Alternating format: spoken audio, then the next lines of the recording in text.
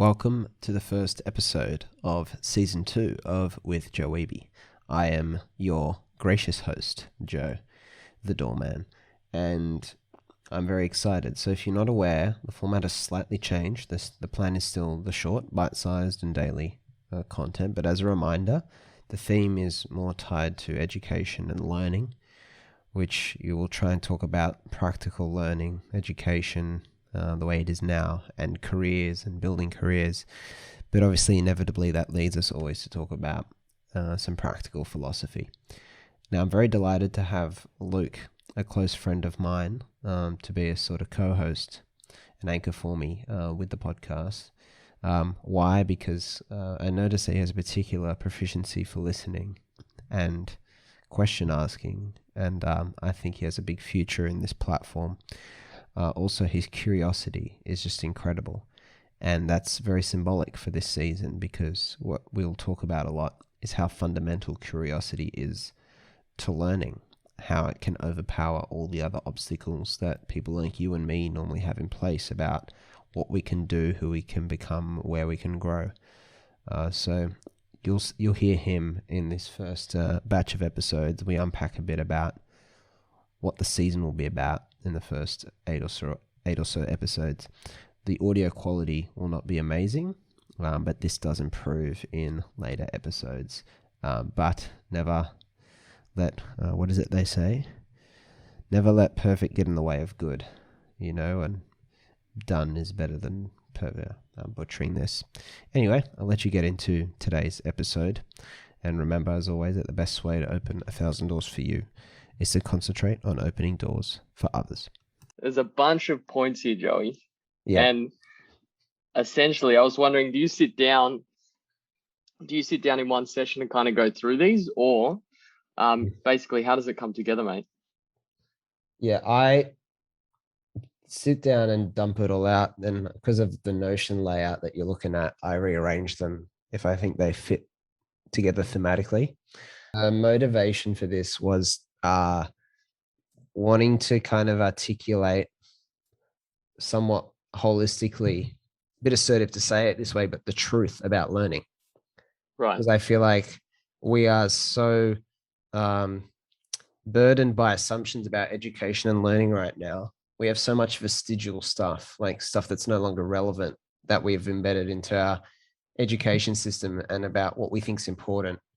And I wanted to try and articulate, because there's so many ideas and there's pieces of this puzzle that make sense to me because of what I've read, what I've experienced, and then therefore what my philosophy has become about this, about talent, about ability, about whether you can improve or not, or everything to do with ability, progress, and learning, and where you can go with that. And so I wanted to try and encapsulate it all in one stream. So that people could, if they listen to, the thinking was, if they listen to this, even if they didn't absorb it all in, they would get the gist.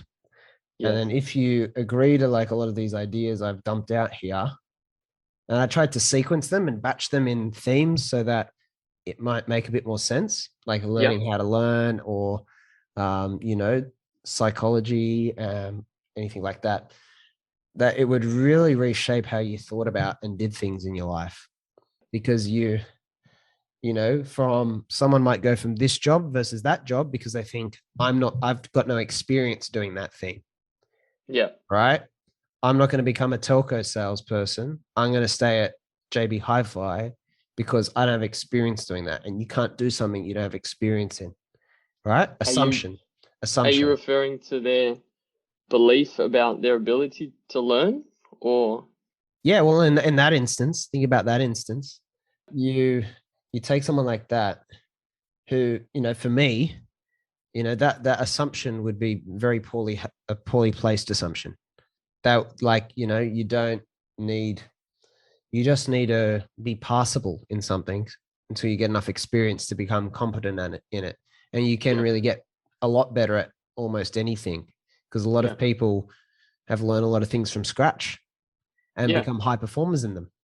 Sometimes you're actually more likely to be a high performer if you've got no kind of rigid teaching, because a lot of teaching delivers the old assumptions. That's sometimes the trick with teaching. Yeah. Just like your parents give you advice that makes sense for their generation and era, but not so much for yours. So the ramifications of that are major, because you taking that job, the more challenging job versus the simpler job, you think about the compounding impact and the second order effects and the $1,000, if you will, of taking a more challenging job. You can keep climbing the steps. Whereas the alternative, where you never go for anything that's outside your comfort zone, you always stay on the same step your whole life. So how we think about education and learning has major implications for how our lives go, and what beliefs we give our children, and what an example we set there for what becomes embedded in the culture. Whereas, that's why I thought about this in this way and dumped it all out.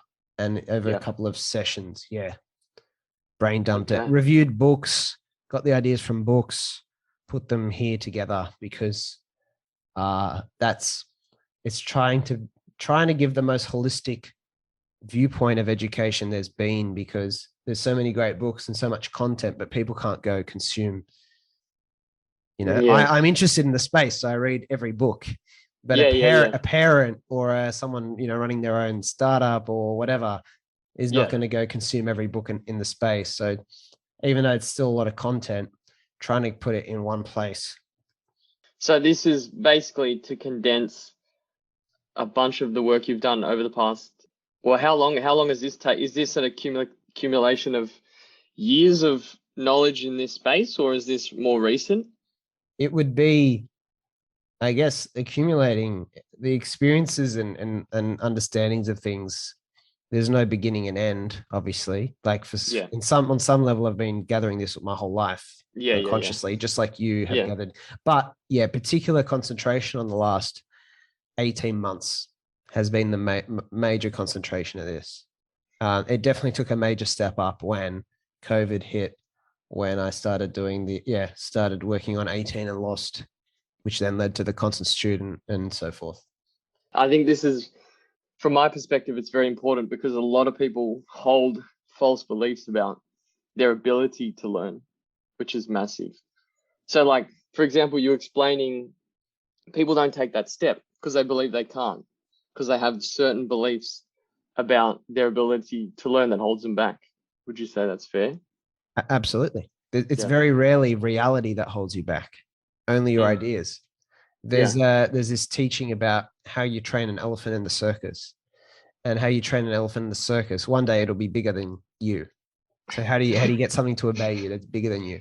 And what they do, from what I've read, they condition it from a very young age with a circle. And so they draw a circle, and when it steps outside the circle, they shock it, or something like that, or they whip it. And so it's staying inside the circle. It's being kept there by, that stimulus. Like, it doesn't want to get the pain. And then over time, you take away the whip or the shock, and the elephant stays in the circle. It's no longer imprisoned physically. It stays in the circle because of fear. And there is no reality holding the elephant there, only the elephant's reality. And every single human being is exactly the same, even you or I. We hold beliefs around what we can and can't do. At the moment, I believe that I can't fly, for example. And almost every other person agrees with me. But that might be a false belief.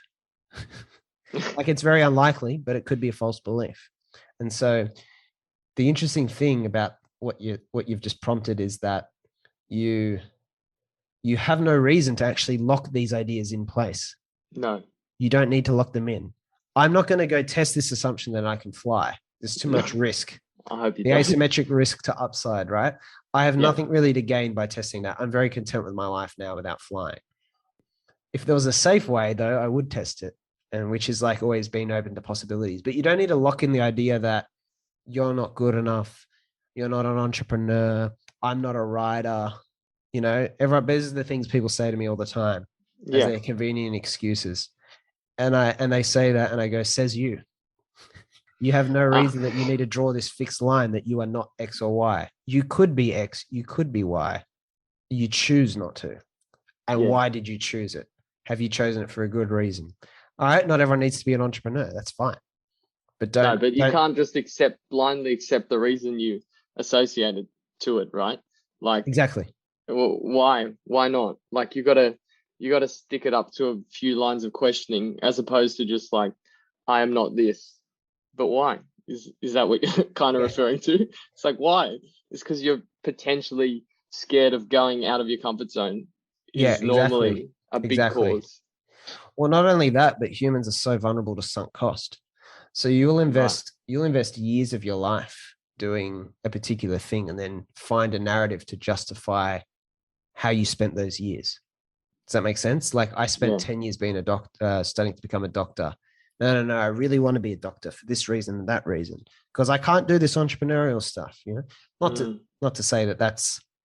I'm not trying to say everyone who's studying medicine should be an entrepreneur. I'm just giving an No, no, example no. around Yeah. a lot of people can create this narrative because the idea that they could have just done it the whole time is such a violation of who they are. It's such a slap in the face to think this whole Um, time I could have been doing that. No, I chose this path because I'm not capable of that stuff. but So you create yeah, this it need to makes you feel defend this comfortable position.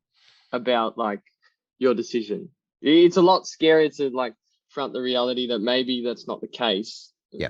Like you could have essentially gone down any path realistically. Well, then there's the counterpoint, which is the excuse. It can also be Mm. excuse to say, yeah, I could do that, I could do this, but I never go do it. And there's also that, which is probably I would resonate with that from when I wanted to be a filmmaker when I was leaving high Yeah. school, because you have this scary reality. I have to put myself out there, and what I make might be imperfect. Therefore, that's pretty terrifying because then this idea I have that I've built up, this fantasy of like seeing myself getting the Academy Award, at the age of probably Yeah. the age I am now, 20, 27 or something like that, like really young, and Mm. this image I have that's me, that's my identity, but it's not real. And so when I have to test myself by actually taking the first steps, if I find out I'm not good enough, what does that say about this idea I have of myself that I'm going to be this ultra successful, in inverted commas, person? And so that I could go and do it is what a lot of people say when they don't want to take those steps where they might get the feedback. They have to put themselves out there. And Mm. so they never open that door because that first door is the first door which you must go through to get there, scares them.